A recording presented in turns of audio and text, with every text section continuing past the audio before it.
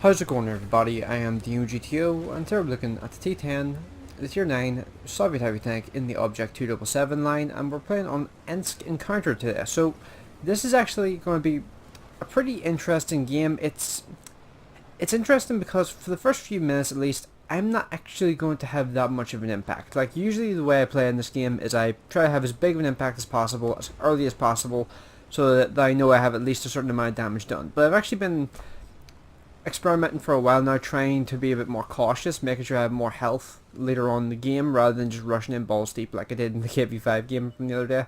And the Leopard 1 is an interesting vehicle where you have to kind of do that as well, but this game is from long before I actually bought the Leopard 1, that this was a game where it was kind of an unintentional lack of impact, because pretty much what happens is I go over to the side of the map and usually you get like 3 or 4 enemy heavy tanks to come over here. But, well, if you're looking at the map, you can see the Object 705 is not coming this way. The T-10 hasn't been spotted. The T-95 is actually over next to where the 705 is. The Defender is the closest heavy tank to me at this point. So, right now at least, there really doesn't seem to be any real competition over here to actually try and win this flank. It seems kind of weird. But I'm going to start moving forward here, just trying to look to see if there's any opportunities I can get some damage into some enemy tanks. The Defender has actually been sitting back there waiting to see what comes around the corner. I think I came around the corner from an unexpected location, which meant he didn't actually manage to get a shot off. So the Defender starts falling back and I start moving forward a little bit just to see if there's anything else over here. So I spot the Crusader SP and I'm very cautious with the shot because I get a wee bit of lag. And because of that, I end up just not even taking the shot. And then this enemy T-10 for some reason is nice enough just to give me a free shot and just front drive wheel, so I'll take that and run with it. And now we're in a situation here where I can see like a P-44 Pantera and things like that have rushed down to the south part of the map. And currently we have 3-0, well, we are 0-3 in this game, or 1-3 at this point. Make that 1-4.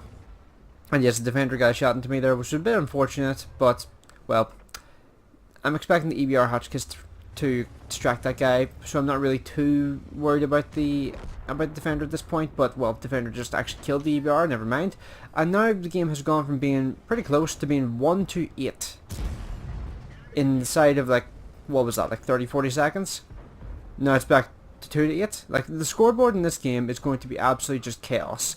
And I completely balls that shot up there. That really should not have happened like that. And if I had been paying more attention to the enemy I was fighting, I wouldn't have taken that hit. I can guarantee you that. But this T-10 here, you're going to see he's going to make a pretty crucial mistake. First off, well, he can't really do much about this because he has to run through the tank first. But he's driving the T-10 with the stock turret, which means he's got less health and he's also got a slower rate of fire than I do. And he actually missed his return shot there, which allows me to finish him off without taking any more damage. And you can see the scores have now evened up again, where we're now only losing by 1 tank in comparison to, well, the 7 we were losing by earlier on.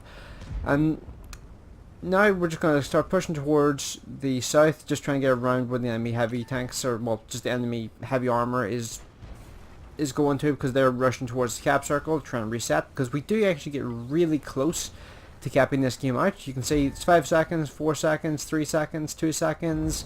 and then it gets reset down to 23 seconds. Like, it was so close to being a win by capping. And as soon as I saw the captain go through, I had immediate thoughts of just, oh god, are we not gonna win this now because that guy get reset, and now we don't really have numbers. But surprisingly, we still end up in a situation where we are losing by as much as you'd expect. I managed to get a free shot into the back of the T-95, and the E-50 is using the 88mm L100 gun, which means he has a disgusting rate of fire right now and is able to just blitz out shots like there's no tomorrow.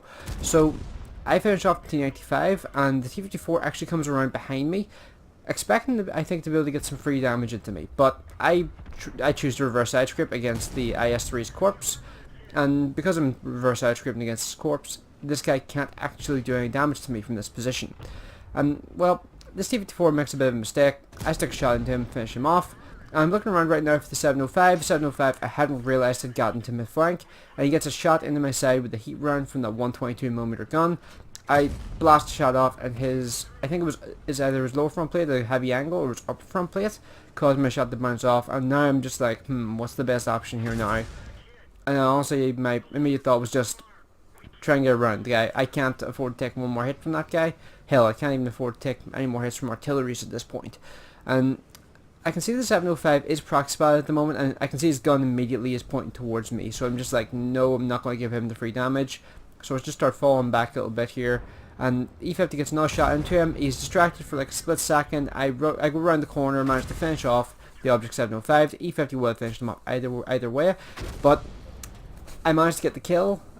I was spotted for a while by the 705, which gave the artilleries time to aim onto me and time to finish me off. The E50 was in no danger there whatsoever because he was behind the building, and clearly the artilleries are over in like the, I would say C9, C0 area, or well, C9 or C0 or E0, somewhere like that.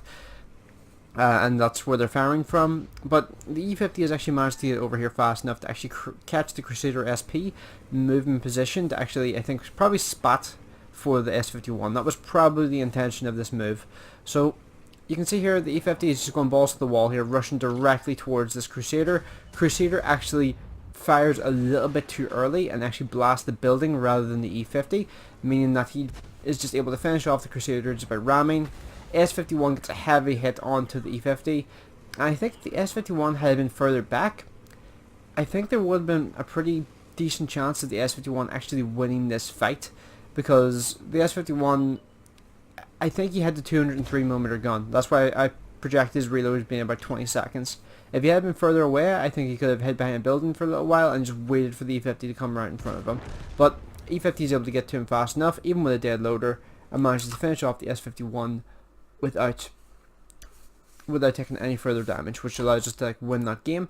And that was a pretty nice bit of teamwork there by me and the E50, I think. Like, the E50, I think, had overall far bigger impact on the game. He got 6 kills in comparison to my 4, but I think it's fair to say if either one of us had died earlier in the game, it probably wouldn't have been a win, because I think I was pretty helpful to the E50 there, just in being like another target to shoot. Because, well, you saw how long the T-54 was preoccupied trying to shoot at me rather than the E50. And the 705, it would have been a lot more difficult for the E50 to kill the 705 if it was just focusing on the E50 and wasn't focusing on me as well. Because I think the reason the 705 was so focused on me was because I was a one-shot kill for him, whereas the E50 was not. And I think even if I had been killed by the 705 rather than the artilleries, I honestly think the E50 still would have won the game, because he had by far a fast enough reload to actually just finish off the 705 and not have to worry about taking any further hits from the guy, because that guy has like a 10-second reload, whereas the E50's reload is just insanely quick with his 88mm L100 gun. So the E50 was pretty much guaranteed to win that. I didn't even need to go for the kill on the 705, but just either way I probably would have died to the artillery, because I was lit up and because I was proxy spotting the 705 while he was coming around the corner. It pretty much meant that I was pretty much doomed to die there unless the artilleries got exceptionally unlucky. But overall, I think that was a pretty solid game. I do have a few more games I can post of the T-10, but I'm trying to spread them out because I don't want to just put up like 5 T-10 videos in a row, because I think that would probably be kind of boring.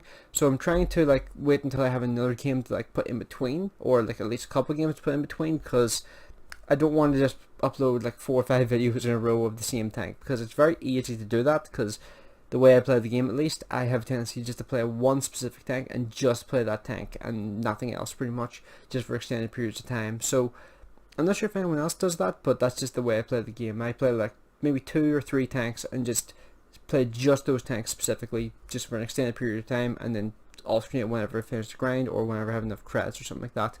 So yeah, let me know what you guys think of this video in the comment section below, and let me know what you guys thought of this game as well, because I thought it was a pretty good game. It just showed like the way a game can play out. Even when it looks grim at certain points, you can still pull it back to be a win. But well, it did help that I was top tier in this game, I will admit that, but it still shows that you can pull a game back and make it a win, even though it kind of looks like it's going to be a loss. So yeah, let me know what you guys think of this video in the comment section below. Hope you enjoyed it, and I'll see you in the next one.